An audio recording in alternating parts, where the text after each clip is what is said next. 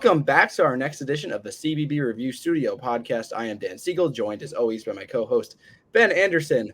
And today it is September 3rd. So what does that mean? It is a phenomenal day to talk college hoops, right? You know, that this is the season.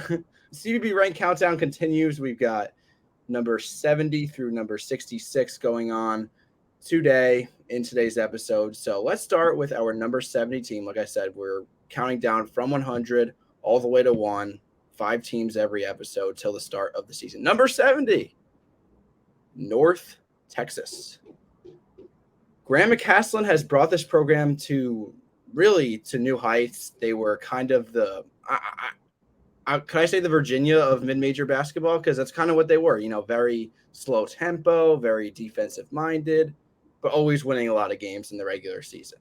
And McCasland, of course, he takes a Texas Tech job, and they decide, you know, we're not a historically strong program, even at the mid-major level, so we've just had a ton of success with this coaching staff. Let's hire from within. That's where Ross Hodge comes in.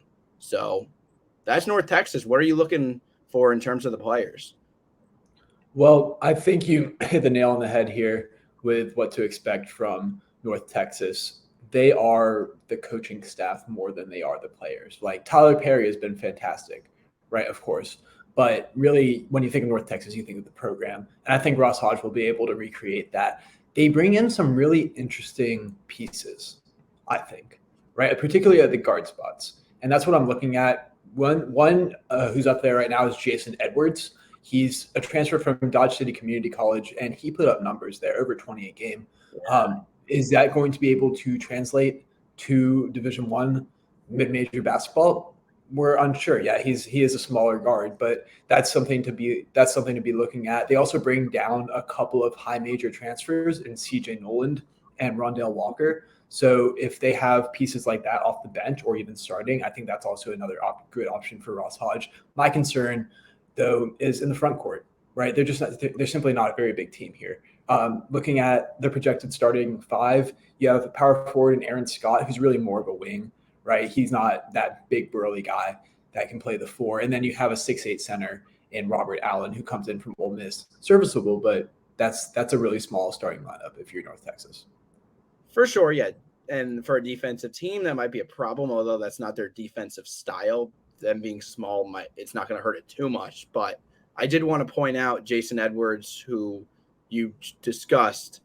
Think about Tyler Perry. Like, he was also a lower division player who was converted into a Division I player and had massive success. That's what North Texas does as a program. That's why I think Jason Edwards is a perfect fit here for North Texas to be productive and more than productive, be a very quality to star player for North Texas. I could totally see that.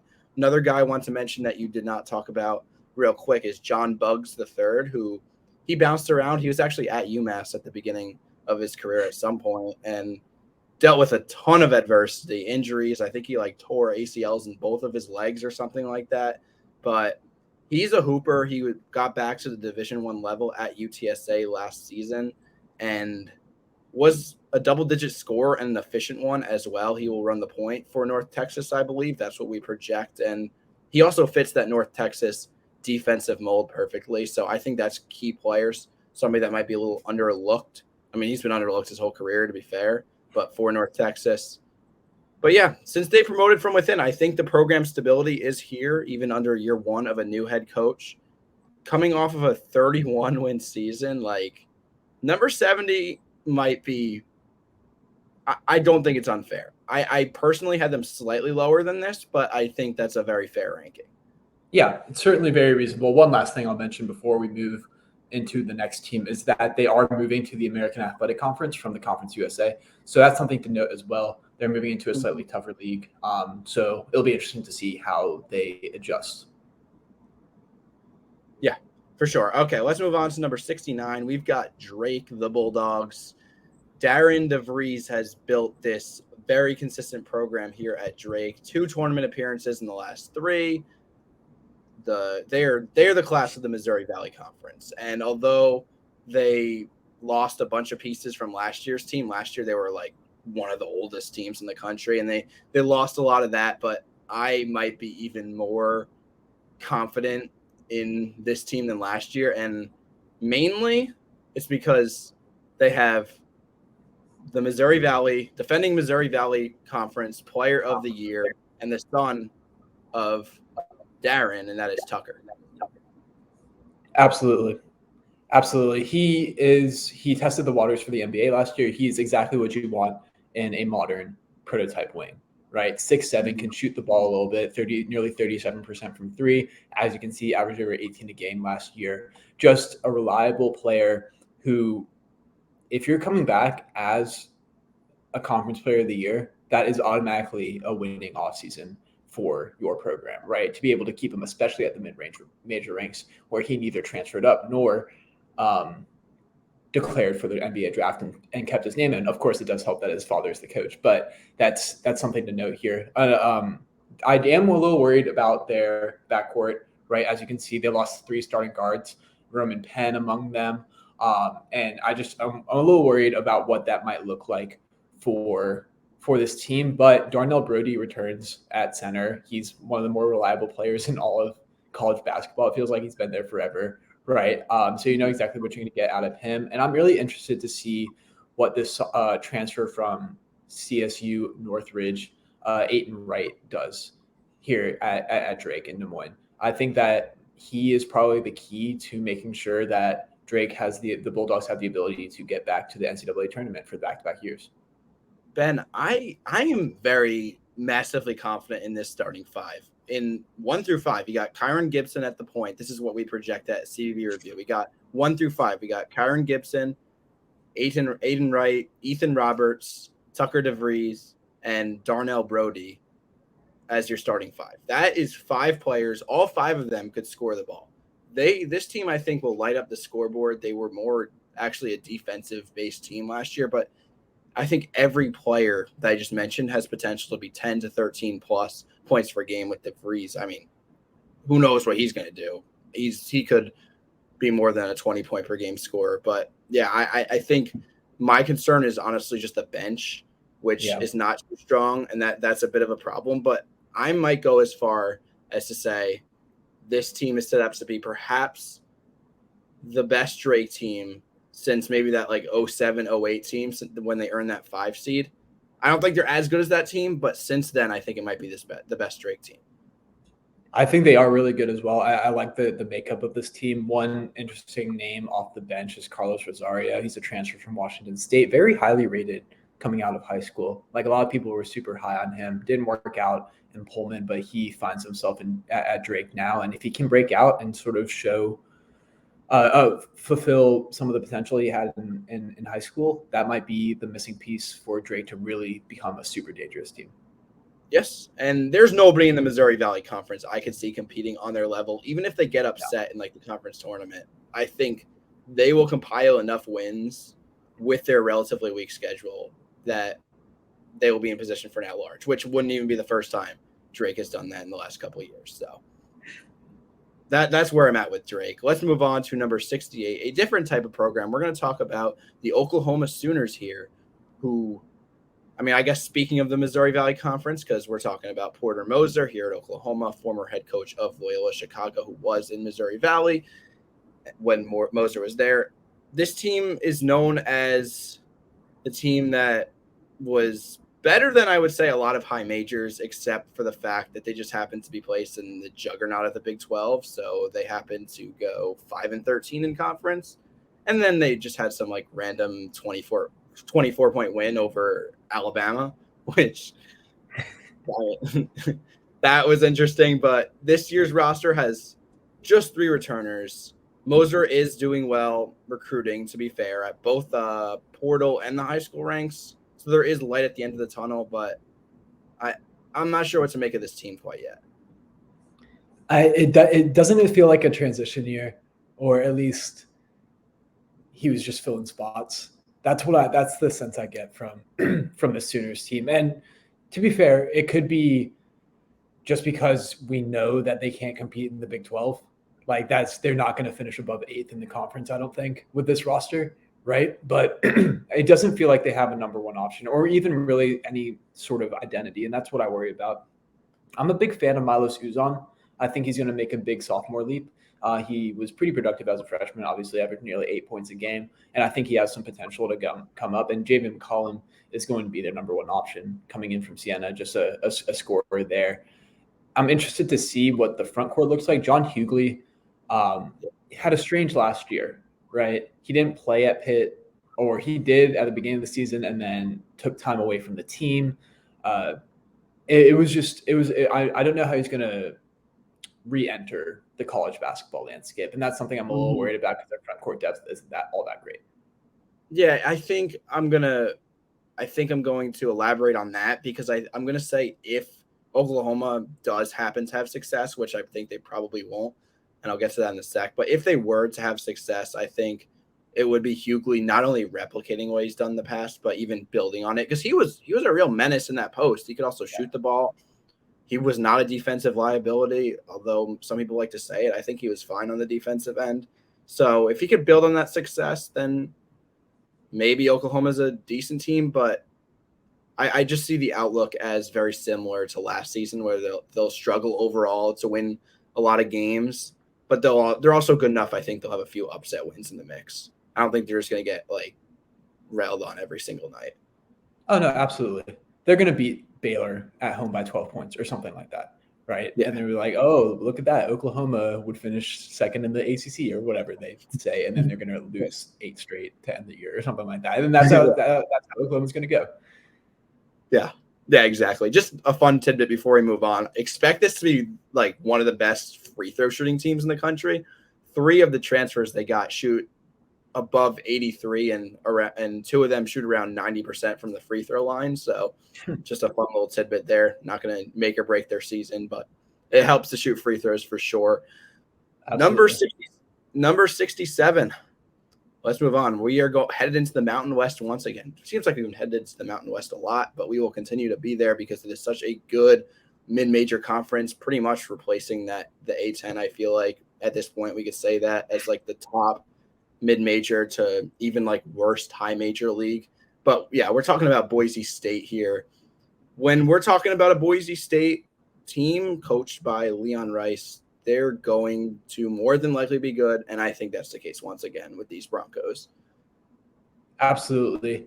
Their 2-3-4 is outstanding. That's where they're going to make their money, right? You have Max Rice, you have Tyson Dagenhart, and then you have Chibuzo Agbo. And they're all long. They're all athletic. They all can shoot mostly, right? And you just – those are your guys. And one of them can have a great night any of the 30 games that they play this season. And that's so important. Now, what does it look like on the outside? We're a little bit unsure, right? But those 3 guys that we have here on the screen, I think will make this team dangerous no matter what. Yes. That I actually marked down that exact same thing, that 2-4. Dagenhart especially, because he's played basketball at Boise State for 2 years. And the difference between Dagenhart when he arrived on campus to this point in time, he's just constantly making these massive leaps. And I think he's a potential Mountain West Player of the Year type guy. We have Boise State 3rd in the Mountain West. And like I said, that's really good. They're becoming like either a bad high major or a really, really good mid-major conference. So yeah, absolutely. I think the X factor here has to be Roddy Anderson III, right? The point guard coming in from UC San Diego. When you're replacing someone like Marcus Shaver, that's going to be super important for Leon Rice to feel like you have the confidence in your point guard, and hopefully that works out for Anderson. Isn't that crazy that Leon Rice has never won a tournament game? Like I knew that was the case, but still. Yeah. No, you're right. Like it's not a fact. It's like well known. Like I look back at all the years and I can't think of like Boise State having won a tournament game in particular. But yeah. I think this will be the year. Yeah, his like I like to, and we talk about this a lot come March time. There's a difference between like your program is not built to win a tournament game versus you just always happen to fall on the bad side of variance. And I think there's nothing wrong with this Boise State program. I think they just happen to have fallen on the downside of variance. Yeah, so I think you could argue that this is like the ideal way to build a team that wins a tournament game, right? Yeah. Just beat people on the wings. But, it hasn't worked out for Rice so far. Hopefully it does for him and the Broncos in his son's last year as well. We got another son here, Max Rice. But we'll see how it goes. I think I'm a little higher on Boise State than this ranking projects, but it'll be interesting to see what it looks like for sure. All right, let's talk about a team we are actually about to watch in football as we finish recording this episode, and you guys will know the score of that. But we are talking about Florida State, the Seminoles. This is just this program, Leonard Hamilton, just such an interesting case study because like 2 years ago, they were one of the most underappreciated programs in college basketball. And they had that new blood slogan that I thought was very true. Like they're not a blue blood, but they're one of the top like 6 to 8 programs that has been bad historically and is really good now. Like I would have definitely said that. And then all of a sudden, Florida State is back to sucking. And they had a mediocre year in 2021 to 22. They had a terrible year 2022 to 23. They went 9-23 last year. And Ben, you could give your opinion in a sec, but to be honest, I think it might be a talent issue. I think it is a talent issue. In fact, they are underperforming their true talent, but at the same time, I don't think they have the same guys in the system that they used to have. And it's just, I don't think it's loaded with NBA talent. I mean, it's the statistics prove it. The NBA draft proves it. It's not loaded with NBA talent in the same way that it was a couple years ago and for the last bunch of years. But what is the outlook here for the Noles in 2023 to 24? Yeah, it's just you look at this roster, and I don't know if this was your experience, Dan, but I'm sort of stymied by this roster. I don't know what to make of it. It doesn't feel like it fits together, and I think that's going to be an issue that you might see pop up, especially during conference play once everyone's a little more acclimated. I think they actually might play pretty well in the non-conference just because they have some guys like Primo Spears can take over a game, but once everyone has figured out how to fit together well, I think Florida State's going to struggle. I don't see what their strategy is when they built this roster. They have players like Cameron Fletcher and Primo Spears and Baba Miller and Darren Green Jr. and like they just don't. I don't see the vision. Yeah, I think because with Leonard Hamilton, the reason they were so good, besides like just the loads of talent and length and athleticism they had, was how cohesive they were and how well they played, like 8 to 10 deep. And that's not the case. I do think that there are actually 8 to 10 guys on this team that are pretty similar, but they're not similar in that they're all like incredible. I think it's just they're similar in that they're meh. And that's really unlike the really vintage Florida State teams. I'm glad you're giving Primo Spears credit because I think he's a lot better than people seem to think. People look at the school that he came from and they're like 16 points per game. But it's just at Georgetown. But no, that guy, he's a hooper. I think he fits, even though he's 6'3", which is actually small for a recent Florida State point guard. Even though he is 6'3", he definitely fits the mold of what I think a Florida State point guard, what Leonard Hamilton would want. I think it's the rest of the team that is the issue. Yeah, I think they're going to struggle in the ACC. Just the ACC is better than it was last year. And you saw what happened last year. They finished 7-13, right? I don't know why I would expect them to make a leap in this scenario. I think this ranking of number 66 is a little higher than I would have them. I think they would still be a top 100 team, but not above like teams like Boise State, I don't think. I don't know if I'm going to say they're going to go 9-23 again. That's hard to do. Even if you ran back last season, like everything went wrong. Yeah. No, I don't think they're going 9-23. I just think they probably get like 8-12 in conference. Yeah. Like I haven't dug into their non-con schedule, but I'm saying like similar to 2 years ago, like a 16-15 record or something like that.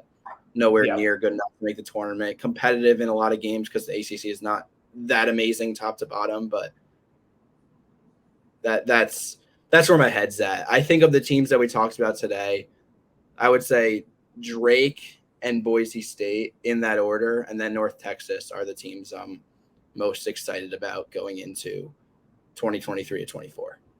Yeah, I'm just not excited about this team. I don't. Yeah, I'm not gonna they're not appointment television for me. But I'm agree. I'm very high on Boise State. I think you're a little bit higher on Drake than I am.